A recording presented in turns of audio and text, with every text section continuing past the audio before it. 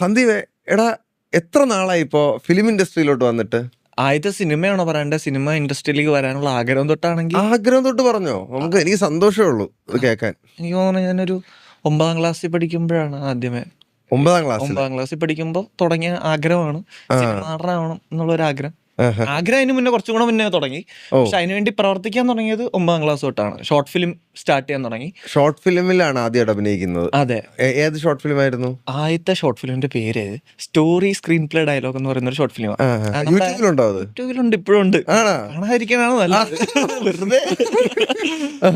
അത് നമ്മുടെ വാഴയുടെ ഡയറക്ടറല്ലേ? വാഴ ഗൗതമൻ രഥം, അതിന്റെയൊക്കെ ഡയറക്ടറാണ് ആനന്ദ് എന്ന് പറയുന്നത്. അപ്പൊ ഞാനും ആനന്ദേട്ടനും ഒരു സ്കൂളിലാണ് പഠിച്ചത്.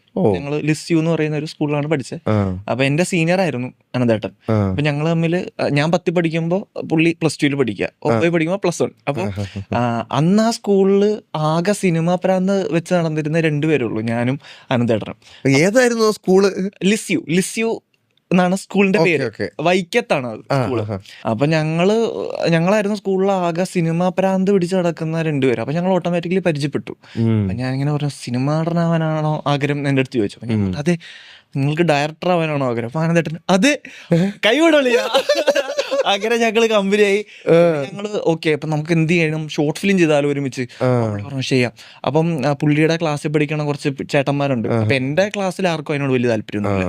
അപ്പൊ പുള്ളിയുടെ ക്ലാസ്സിലുള്ള കുറച്ച് പേർക്ക് എന്തൊരു സാധനം ചെയ്യണല്ലോ, നമുക്ക് ചെയ്യാം, ഒരു വൈബ്